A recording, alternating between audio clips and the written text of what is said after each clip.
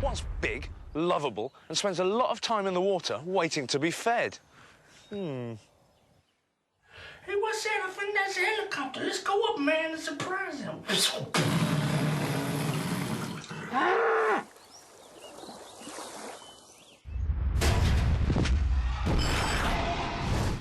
This fat git is Africa's biggest killer with 200 victims a year. He wants to step on your head and turn it into a pancake and eat your guts off.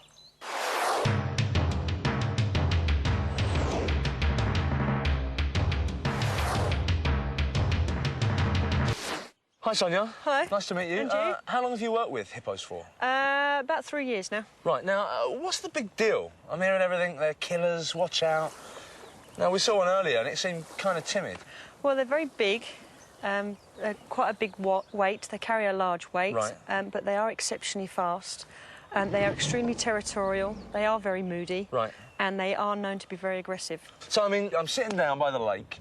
I've got my copy of What Machete out, enjoying the sun. I'm in Africa. And all of a sudden I see a couple of eyes peer up.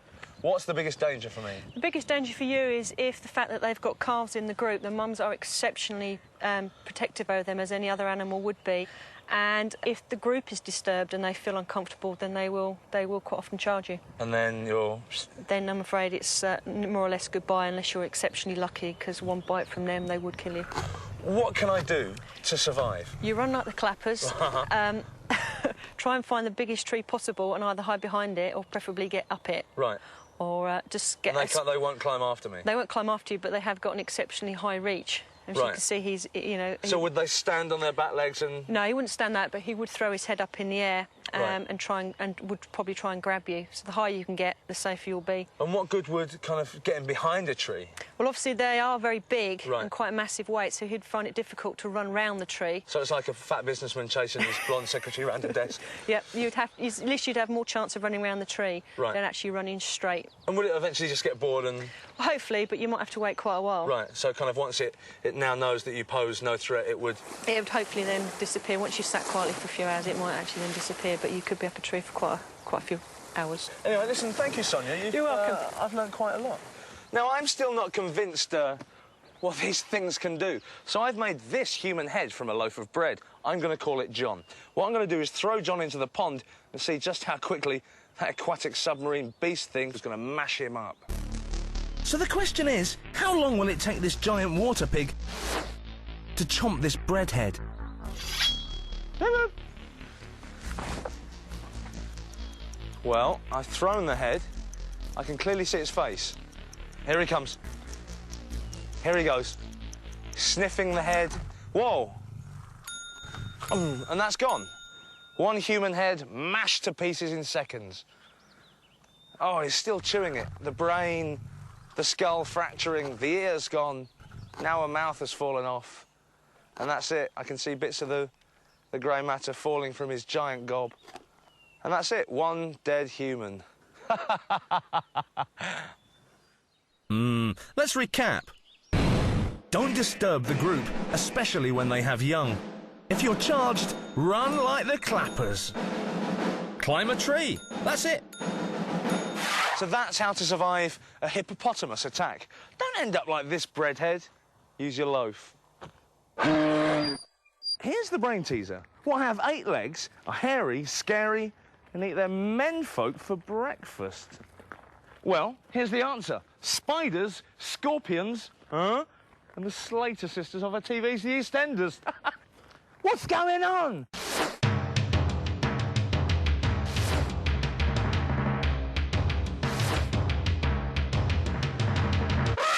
All right, Tim, here's the scenario. The missus has been whinging all weekend. Put up the sounds, put up the sounds. So in a fit, I say, right, put up the shelves. I'm going out, I'm angry. Remp open the toolbox, having a feel around in there. I've been bitten. I don't know what it is. Could be spider, could be scorpion. What am I going to do? First thing is, try not to panic, try and stay calm, because obviously the more you're jumping around and like a Fast mad your thing. blood's gonna- Yeah, your heart's going to be pumping and pump all this venom around your body. So stay calm and clean the wound. Right. Okay, it's not much. It won't be much. It'll just be a small puncture wound. But it's important to get some to wash it, get some antiseptic on it, and a cold compress. So bag of peas or bag of frozen peas or ice cubes, something like that. And get, as quickly as possible, get to the hospital. His hairy things, it makes it look a little bit like Magnum. You know, What, like Magnum? Magnum? He's got an enormous moustache and... Yeah, maybe. Hey. I think it's better looking than Magnum. Hey, actually. come on, Higgins, let me the Ferrari. Like Magnum himself, this fella looked tough, but underneath he was just a soft, hairy lunk. I wanted to meet the hardest invertebrates in the world and find out who was the arachnoid champ. Tim had the contenders. All right, Tim. Hiya. Here we are. What have you brought here for me? Right, what we've got here, we've got a South African fat-tailed scorpion. This little stinger kills nearly 200 people a year. We've got a black widow. One bite from Lady Death will kill you in less than an hour. And we've got an Indian ornamental spider. This huge beast weighs as much as a small toy bus. Well, look, I want to know which one is the deadliest. But Okay. before you tell me that, cast your eyes here to Frosty's arachnid dangerometer, or as we've been calling it, the dangerometer.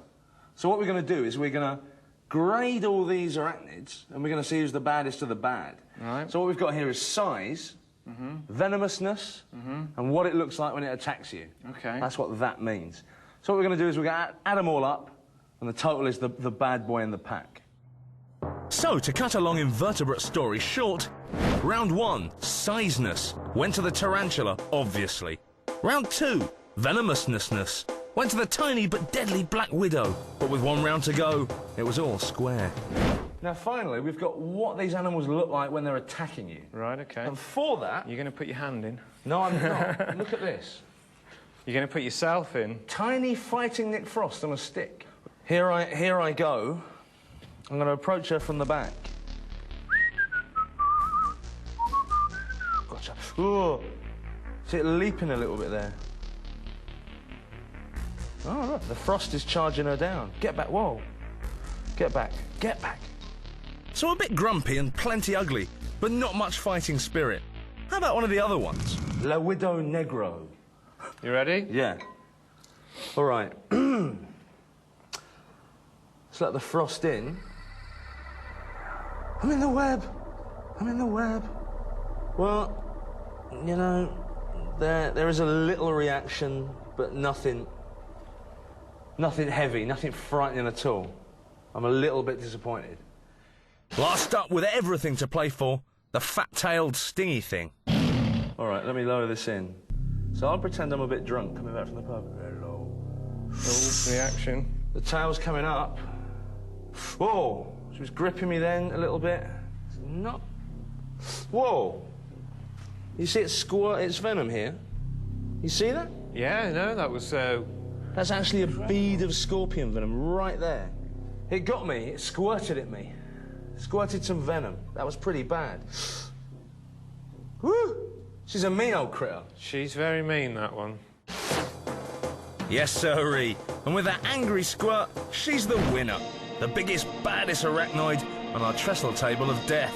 Let's recap. Don't panic. Wash, immobilise, and apply a cold compress. Seek professional help. And that's what to do if you're stung or bitten by an arachnid. And remember, nothing helps you more than knowing where these animals are and avoiding them in the first place. Travel safely.